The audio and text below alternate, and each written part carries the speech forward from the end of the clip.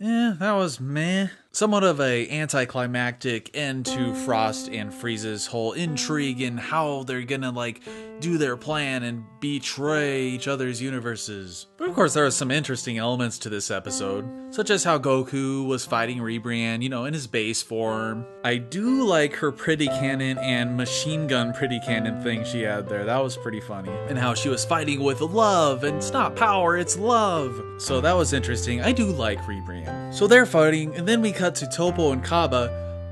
Goodbye Kaba, you know what I'm saying? So now, since Gohan has had so much, cred built up in this tournament so far, and he's been, not a little wimp the whole time, we have him running away from this robot guy. That was great to see one of my favorite characters run away from an enemy like that. But one thing I am glad about is that this episode didn't focus an entire half an episode on the Goku Ribrianne thing.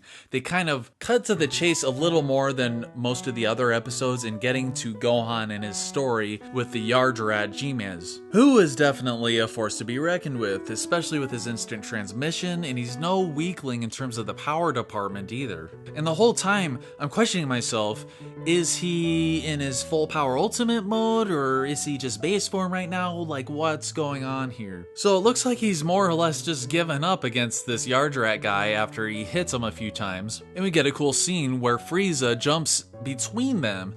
He's basically saved by Frieza. And of course, I'm still like, why didn't he go Mystic? He does it later on in the episode. Why doesn't he do it now? And just kick the crap out of this Yardrat guy. And what I find interesting as well is how Frieza was channeling like his inner Goku. From the second he appears, he's like Goku / Vegeta, in that he's like, I'm gonna go over there and wait for my turn, and can I watch your battle, So he goes off to the side just to watch. Like, he jumps between them to stop the attack, and then he decides that he doesn't want to stop them, and then ultimately decides to stop them anyway. And then Frieza just lays the freaking beat down on this guy, like multi-shotgun death beaming him, avoiding his quote-unquote vital points, and then throwing him out of the ring. So Jimeze is down, Universe 2 is in dire straits, there's Ribrianne, I think there's like one other magical girl, I don't know who's left, whatever. It's also poorly drawn, I can't tell who's who almost. And we get to the point in the episode that everybody's like flipping their lids about, contemplating this, predictions that, theory time. I made a predictions video as well, which I actually didn't state my main prediction that I came up with after the video, which is very close to what actually happened. So Frost shows up, and him and Frieza reveal that they have teamed up, and they have a diabolical plan, because they hate the Saiyans. And everybody's shocked, and Frost calls Frieza senpai, even though Frieza's not older than him. I don't know if the term senpai is used for somebody who's just stronger than you at something or anything like that, but usually it's used for like an upperclassman or something like that. So I'm not 100% sure on all that stuff.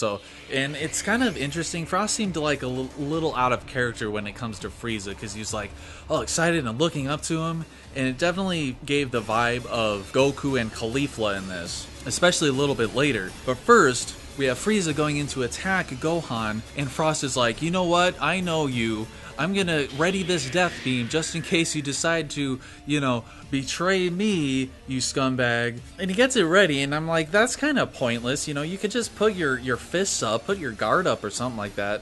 Or like point the death beam at him or something. There's a lot of kind of pointless things in this. Like the whole storytelling aspect was a little lackluster. Like this whole episode felt like it was just somewhat pointless and just lackluster to me. So he attacks Gohan, and I'm like, oh man, my, prediction might actually be pretty accurate. Because it just seems way too predictable that Frieza's just gonna, there's gonna be some sort of twist somewhere in this. So they're fighting, and then Gohan freaking powers up, and I'm like, why didn't you do this against the Yardrat, dude? What's going on here? Unless he was powered up and he's just doing this for show?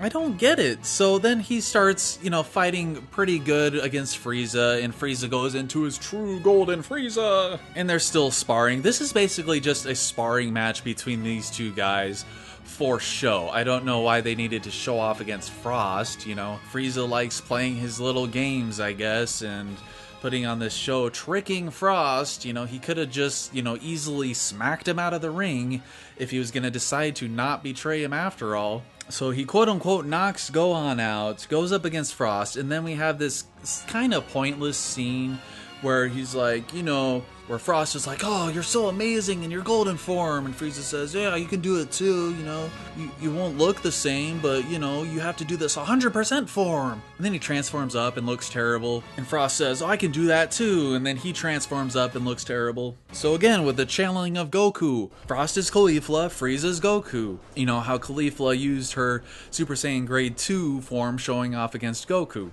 And Goku's like her senpai, which that term would be a little more appropriate since Goku is older than Caulifla. But whatever, it just felt pointless. It's all about how it felt, how it was like executed, and just kind of bland, I guess. Frieza blasts him out, and Frost instantly disappears. Like, I don't know if he even fell at all. He like pulled a Krillin. So some people fall 20 stories, some people fall 1 foot. So Frost is enraged, of course, and Frieza's like, you think I would team up with an amateur like you? And I'm like, what the heck? Frost probably has way more battle experience than you, dude. All you did was like sit in a chair and throw your weight around. Frost has had to live in this universe with these other massively powerful people, and he obtained power way more than you did before you got plot strong from training for 4 months. Unless he meant amateur as in not as strong or doesn't get as strong as fast. So that was a weird line. And then the peak of the episode. Frost is enraged. He tries to attack Frieza, and all we see is a fist. This is the best part. All we see is a fist, and nope. And Frost disappears from existence. That was so funny. But also somewhat disappointing because we won't be seeing Frost unless he gets resurrected with the Super Dragon Balls or something crazy like that. Maybe even by Frieza, because they were hinting that Frieza would try to use the Super Dragon Balls to become like a god of destruction or Zeno or whatever he might be plotting. I don't think that he's going to be the MVP of this tournament though. So far the whole Frieza replacing Boo has been somewhat lackluster. It is interesting seeing him torture everybody, but especially with this Frost thing, I feel that the story could have been told a little better in terms of their dynamic. You know, it could have been something a little more engaging instead of somewhat boring for me. I don't know, what did you guys think? Did you actually like the way things played out? Did you think it was somewhat boring like I do or lackluster? Let me know in the comments below. Next episode, we have Ribrianne facing against Goku in his base form, of course, because why not? And the Spirit Bomb and Super Saiyan Blue Kaioken. And look at this picture right here. We see Jiren with his arms up. Up here, we got Super Saiyan Blue Kaioken Goku. It looks to me like Jiren is pushing it back. I could be reading a little too much into it, but what do you think? Do you think he's pushing it back here, or do you think he's having his arms out to stop it or something like that? It kind of looks like he's pushing it back. But anyway, let me know what you thought of episode 108 of Dragon Ball Super in the comments. Share the video. I hope you enjoyed it. Thank you very much for watching. Take it easy.